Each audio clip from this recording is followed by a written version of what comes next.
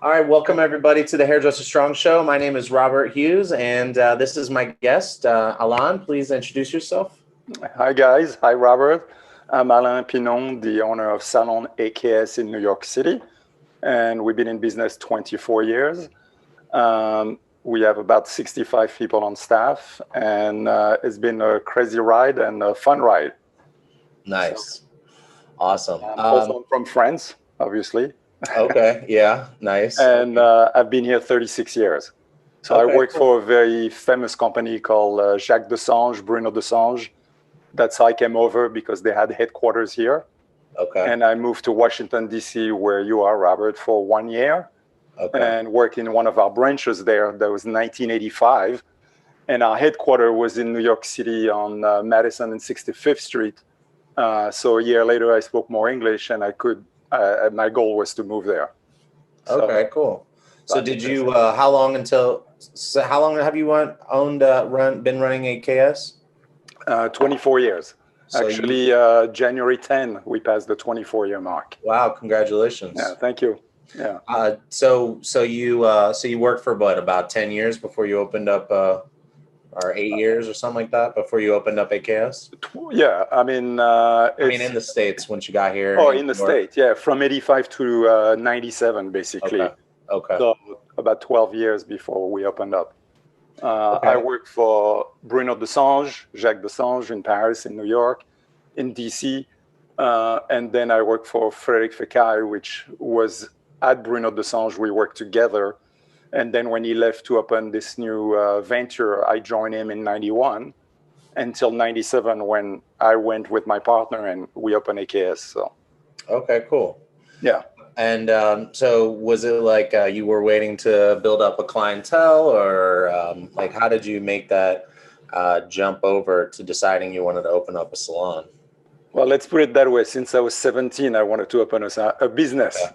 Okay. So I was way behind, Okay. but for good reasons. And it was the right time when I was 32 to do it.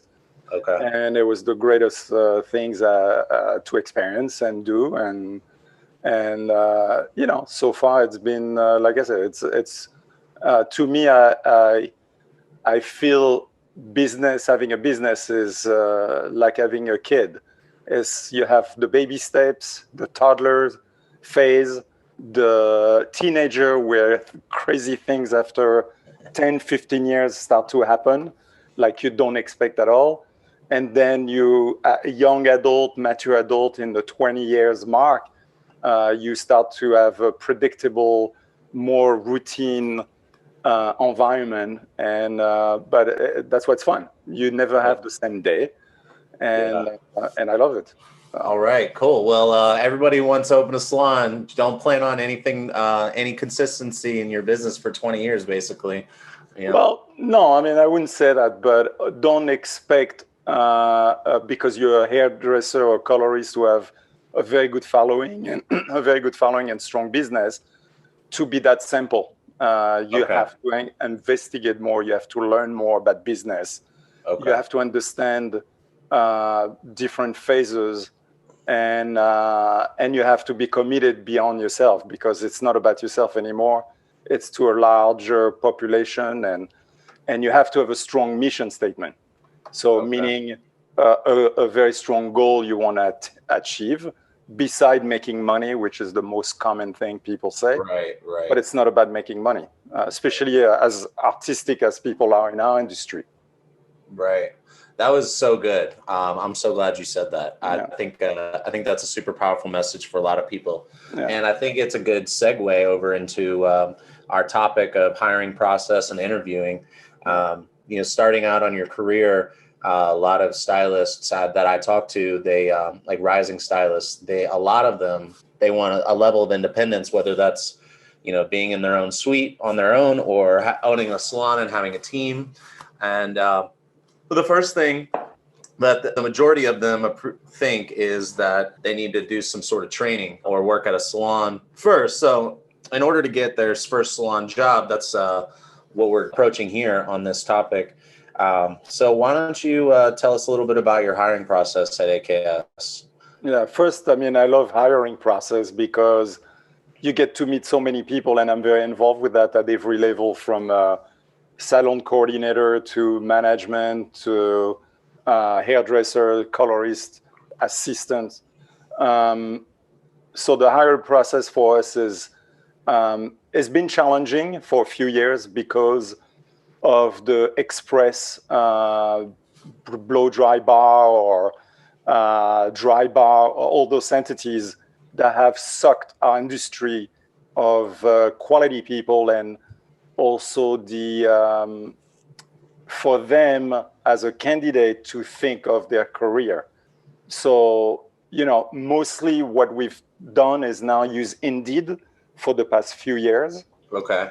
Word of mouth also, because what we say to our team is, especially if we mostly look for assistant. As you know, we train people within and promote within.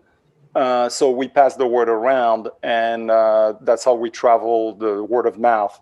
But otherwise, the second approach is Indeed, that we use a lot. Yeah. Okay. All right, cool. And what are you looking for in an applicant? And we're specifically talking about people who want to become a hairdresser, or maybe they've already gone to school and have a license. What are you looking for? And I know you had said when we spoke earlier that you don't really hire stylists to go right on the floor. You only train your people. Yeah. Is that right? Yeah, 95% of our team, which is, we have about 13 hairdressers, about 12 colorists. They've been hired as an assistant and trained within. We have a few people here and there we like to add to mix up the energy and the talent. But 95% of our team is within.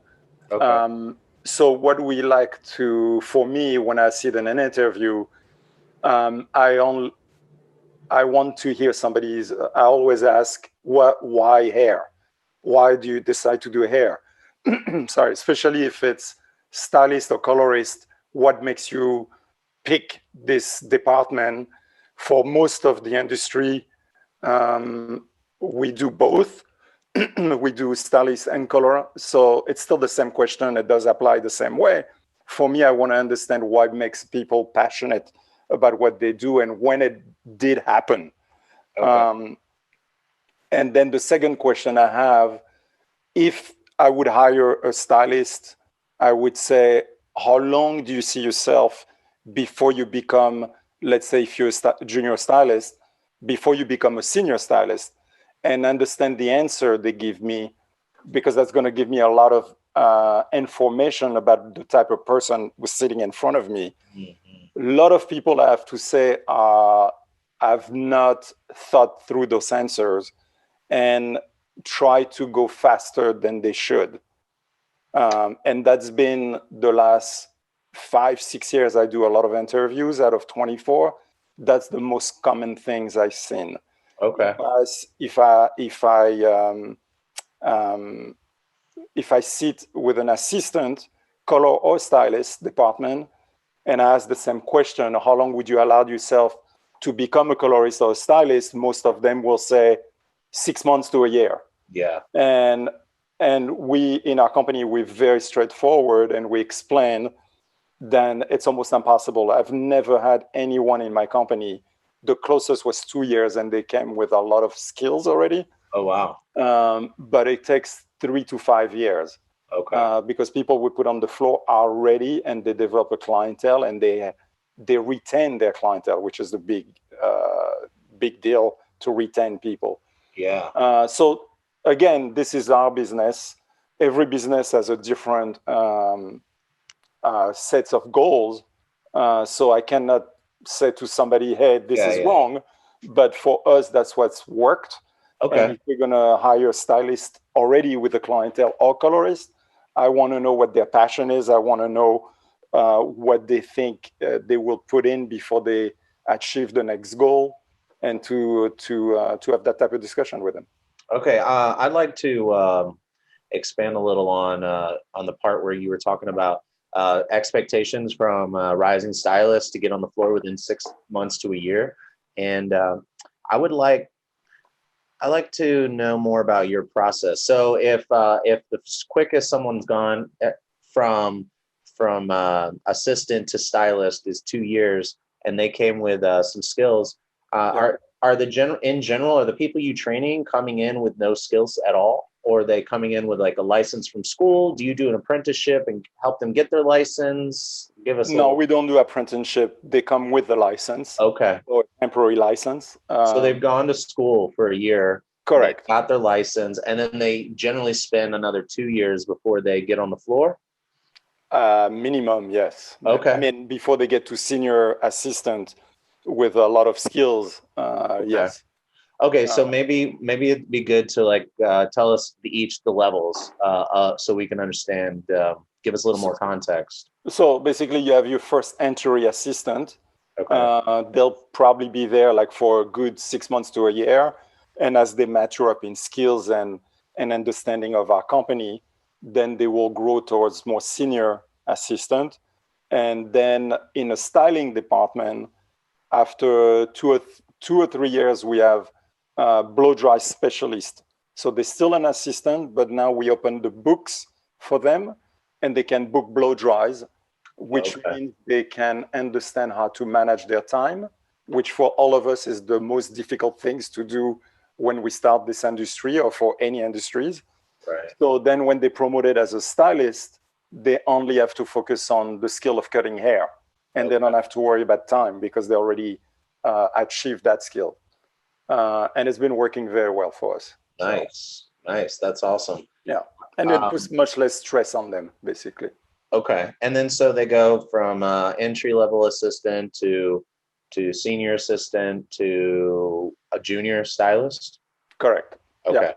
Okay. Junior stylist. And so for that, I mean, the big thing is we have in non-COVID time, we always have Tuesday night mandatory training for all the team. And so you train every day, but you train through that Tuesday night class. And it's very organized and very divided in terms of level you have. And then when you become that blow dry specialist where you have your book, we already know you have many skills and you've been through many classes. So therefore now you're invited to bring models anytime you want. So during the week, so therefore you grow your skills. The expectation is to grow your skill. And then at that point, they know they're on track to get to the floor in a year or two. So so if I'm say a senior assistant, I can bring in models. Can I bring in models during the day, or do I need to, or is there like an allotted time? Yeah, like when you're done with your work, with your day, or on your day off. Okay. All right. Cool. So on my off time. So let's see. This is really good. So I would like to, if you don't mind, what about compensation for these assistants? If you're open to talking about that. Yeah, of course. Yeah. I mean, in New York, we have the $15 minimum wage. But on the industry and labor department, tip rewarded people, usually the company have the option to do a $2 tip deduction. So if the employee makes $80 a week, above $80 a week, then they get paid $13 because they get a tax credit. Gotcha. But if they don't, we, like during COVID, we pay everybody 15 because this is very different time and we don't have the same amount of clients. So, or if an assistant is the beginning of their career, they may not touch as many clients. So we guarantee them $15 basically. Okay. And then are they making $15 an hour until they get onto the floor? Or do they get a raise when they move to senior assistant? No, when they get to senior assistant blow dry specialist, then they have a percentage of what they do. So we always, even when we promote our stylists and colorists, we would never let them stress out by not having a revenue anymore, an income. So we would always guarantee them a minimum of what they normally made. And if they pass that minimum by their commission, which a lot of them, almost all of them do, then they well off what they used to do. Okay. So it's also good for them because they have an incentive that comes with the promotion to reach a certain amount of blow dry per day, and then they get a good commission and a good salary. So Okay, cool. All right, awesome. So they can start pulling in commission as a senior assistant. They don't have to wait to go on the floor, basically. yeah, and when you're on the floor for us, which we explain to people who join us as colorist or stylist, is many years ago we said, hey, if we have junior stylist or colorist, and all of us have different personalities, so some of us have matured quicker into retaining client and promoting ourselves. Some of us takes a couple more years, but why should we penalize the people who have those skills right off the bat? So what we did is actually a progressive plan. So therefore, the company is not losing money, obviously, but depends on what you make. There are certain steps where you can kick in at above 50, 52, 55%. So that's what we do for many, many years. And it's worked very well. So an incentive to earn more money. The more money you earn, the more money you make. Basically. Correct. Yeah. Okay, cool. Yeah. Awesome. All right. So just to sum up, what you're looking for in a candidate is, it sounds like someone who's spent some time thinking about what they want out of their career, and someone with some passion and maybe some drive. It sounds like you're saying. Yeah, drive, because if you see the passion in someone and they tell you the story why they decide to do hair, and you can feel that and you can understand that, and they talk to you about their goals, then you probably have somebody pretty dedicated to themselves. Yeah. And that's what's going to make a difference for your team. Okay, cool. That's awesome. Okay, cool. So what would you say, like, the percentage of people that apply for a job get hired? Like, and it can be a ballpark, it doesn't have to be exact, but like 1 in 10. Yeah. So I would say I go through all my Indeed myself response. Yeah. So that's not even an interview, but I probably go to a couple of hundreds of application, and I retain probably 5% of this applications. And I probably will be lucky if I hire one person from that. Oh, wow. Okay. So because again, to me, it's important to see the social media is amazing, as we know. And it especially for an art like we have, people can see. Before that, it was kind of blind. For if you were young, growing up in the industry, you could only see your surrounding. But now you can see people in LA, in France, in England, what they do. So what happened the last 10 years is people who are not on the floor and they're in school have been impacted by those pictures. So they believe, and it's not their fault, they believe they can do this because they're so impregnated with these images. And when they come and sit down for an interview, they already feel like they have that level. And you and I know it takes years to achieve that level. Right. So you can recognize the lack of understanding. And again, because of those entity I was talking about earlier, the blow dry bar or Color Express or dry bar, all those things, they suck really a huge amount nationally. It doesn't matter which state you're in, which city you're in. And they have a great business model, but the problem for us, for the candidate who goes there, maybe 2 years later, they realize there's no future.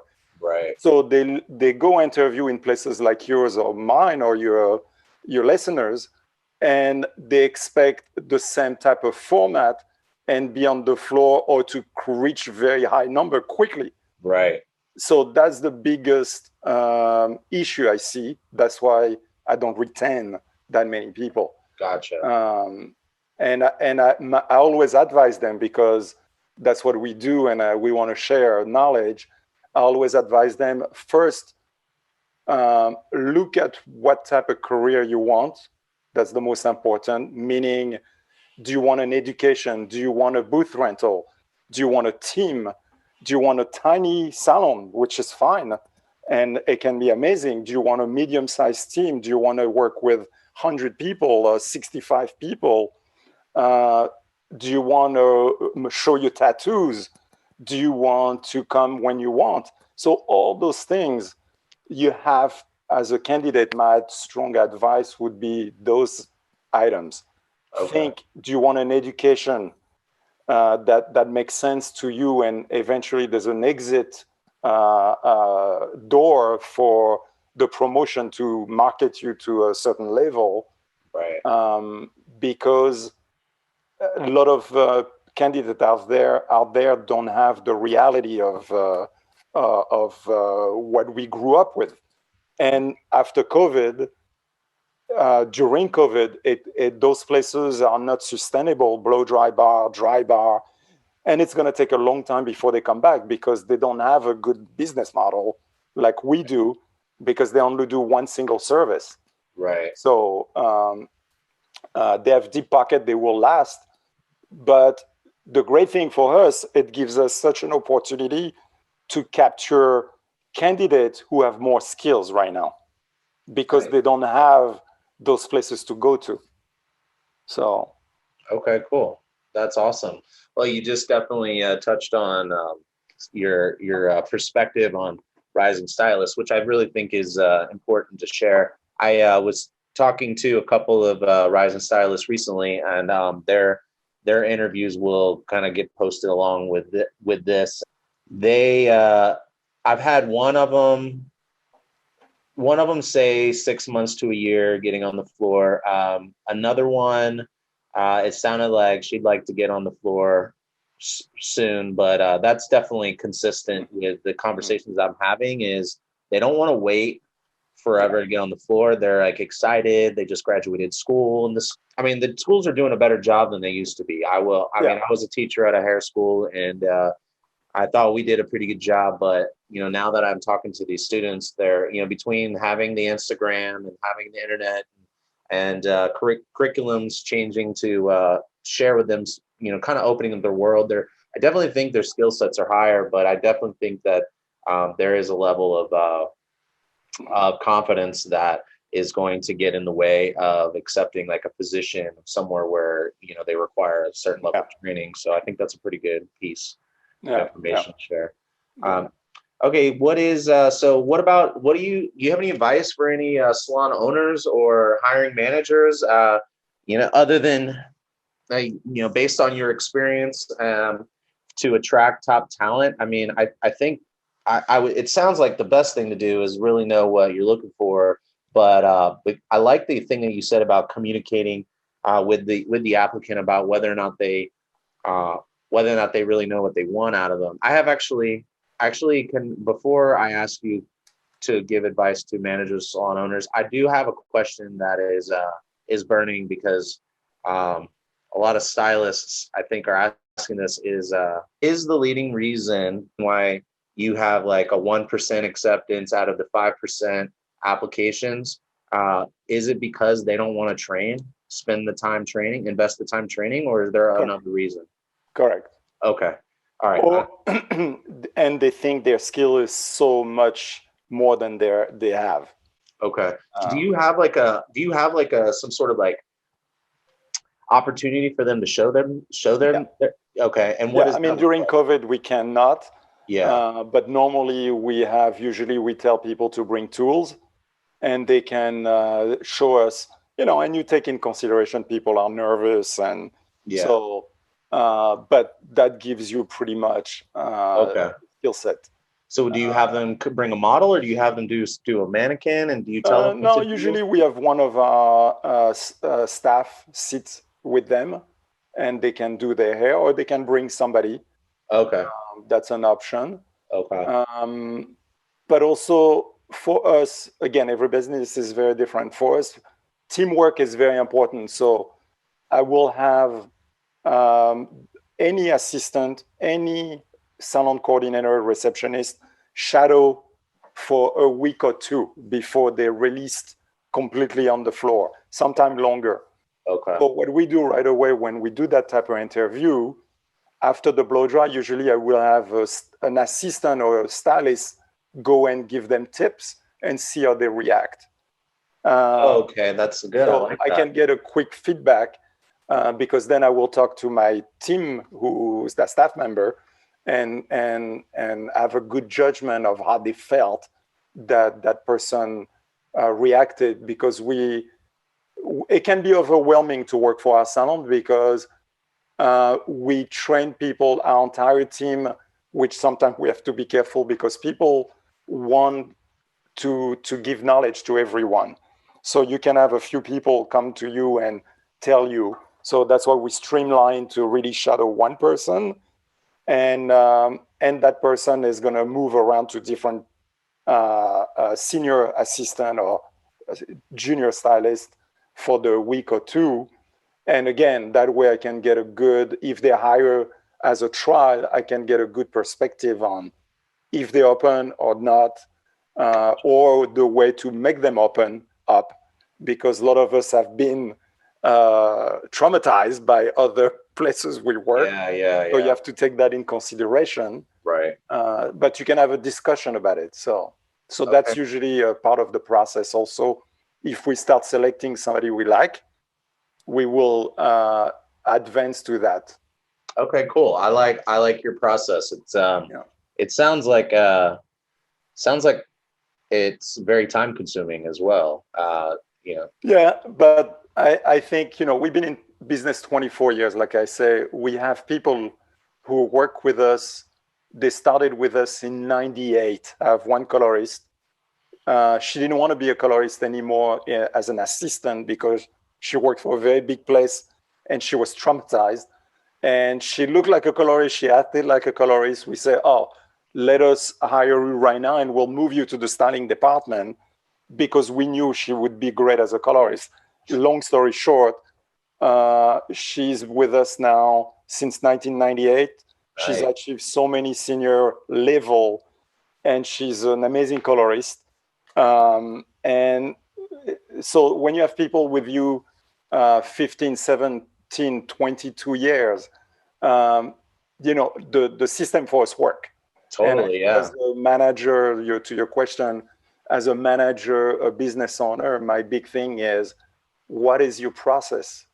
Because we tend to, like, before I opened a salon, I was always interested in business since I was very, very young. And I always looked at different models, talked to different people. And then I did a lot of seminar and shows when I arrived in the US. Eventually, a couple of years later, in the 90s, I had a team with me. I used to do a lot of shows and seminar for L'Oreal, a lot of workshop. And I used to, teach a lot of people and also learn a lot from what they thought and what they had created. And the thing out there is the process is not there. We open the door and we hire managers, we pay them a good salary, and we expect them to create a process. Or you open the door of a salon yourself as a manager and an owner, and there's so many things coming your way, you don't create a process. And the problem is, to me, the team is going to be hard to evolve because they don't understand what's in your head and what is the end result of the process. And sometimes it takes, like you said, yes, it takes time, but the time translates in, like I said at the beginning, we went through baby, toddler, teenage, adult, young adult, mature adult, and we have lost people along the way. And the people with us were 10 years or longer with us, and we thank them for it, because it's amazing to have somebody 10 years giving their talent. And of course, we fought for them, but you go, and we wish you well. But you know what? I always had people in the background who were about to come up. We didn't have to rush to bring somebody up because so-and-so left. We never panicked. And we took deep into our revenues, but we never panicked. And we always had people in the pipeline who were ready with skills. And when they were on the floor, they kept the clientele. The people who left took their clientele, and some of them came back and some of them stayed with them. But maybe 24 years later, we're still around. So I think the biggest thing, it's not just a hiring issue, is what is your process? And if you don't have one, it's easy to put down. It's like, before you open your business, you have to have some business plan. Right. You don't have to be complicated. A few items on the page. What do you want to achieve? But I think it's worth management or ownership to create a list of 10 items. What do you want your team to achieve? Because at the end, it's going to translate in revenues. And your time you spend doing this will give you less headache because you have a coherent team. And that's it. So awesome. Wow, this is great. Thank you so much. No problem. For taking the time. I like to end each interview with a laugh, and I ask each person to share an embarrassing moment where they were in the salon, either behind the chair or even if it was in the break room. But do you have one? I've never had an embarrassing. That's my laugh. No. Yeah, I can think of one. And I, like I said, I used to do a lot of shows for L'Oreal. And I think I was in Illinois. And the shows I used to do for like sometime 2,000, 1,000 people. And I think we were in Illinois or around Chicago, and there was 1,000 people in the audience. And this was not a fashion show, it was a hair show. And the segment I was on right away was pushed too fast, so they rushed me on stage, and I already had people working on stage. And you get mic'd, obviously, and all that. Yeah. So I rush on stage, and I'm like, I'm fine. I'm talking. And so when you have 800 people, 900 people, 1,000, you have so many rows, and you don't see the back, correct? Right. The light comes in your eyes. You see maybe fifth row, you see. And one of the things I always had, because I train in Paris to do big, big hair shows. And when you train, you always want to have different tone in your voice or different movement in your voice to get people, keep them awake and attentive. Yeah. So I always would be careful with that and be very aware of that. And right off the bat, after a couple minutes, I'm on stage, I see the first row, like a couple people start talking. And then the second row, I see a couple people laughing. And I'm okay, this is not going to be, every show is different, but I'm like, okay, this is not going to be a good one today. And I'm trying everything and it's not working. So my segment is over. I go all the way backstage. And the guy from the sound booth who's behind all these people, so he's got to run to me. He's, your fly is down. Oh, no. That was so pretty good. Now I understood why the disruption.